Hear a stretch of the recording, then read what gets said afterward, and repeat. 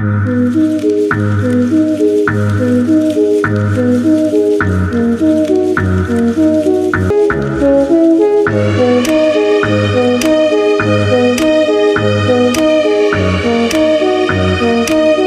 शुरू होती sister Fernanda को दिखाई जाती है जो कि एक गधे को लेकर चर्च की तरफ जा रही होती है। दूसरी तरफ हमें सिस्टर अलेक्जेंडर को दिखाई जाती है जो बिस्तर पर बैठी हुई कुछ कर रही होती है। वो इस चर्च वाली लाइफ से तंग आ चुकी है, इसलिए वो बाहर जाकर अपनी जिंदगी जीना चाहती है। अगले दिन तीनों सिस्टर बुने हुए कपड़े को लेकर जा रही होती है, तभी वहाँ की माली उन्हें गंदी नजर से देख रहा होता है। ये देखकर तीनों सिस्टर गुस्सा हो जाती है और माली को मारने लगती है। तभी माली फादर तुमासो के पास जाकर शिकायत करता है। वो कहता है कि अब वो इस चर्च पर काम नहीं करेगा क्योंकि उन तीनों सिस्टर ने उसके साथ बदसलूकी की। ये कहकर वो वहाँ से चला जाता है। दूसरी तरफ हमें लॉर्ड ब्रूनो को दिखाया जाता है जो अपनी बीवी फ्रांसिस्का के साथ बैठकर लंच कर रहा होता है, पर उसकी बीवी की नजर पास में खड़ा अपनी नौकर मैसिडो की तरफ होती है और उन दोनों के बीच कुछ चल रहा होता है। रात में मैसिडो फ्रांसिस्का की बेडरूम पर होता है। वो दोनों एक साथ इंटीमेट हो रहे थे, तभी वहाँ पर लॉर्ड ब्रूनो आ जाता है और मैसिडो जान बचाने के लिए खिड़की से कूदकर भाग जाता है। लॉर्ड ब्रूनो उसका पीछा करते हुए नौकर्स की क्वार्टर में आ जाता है, बट अंधेरा होने की वजह से लॉर्ड ब्रूनो उसे पहचान नहीं पाते।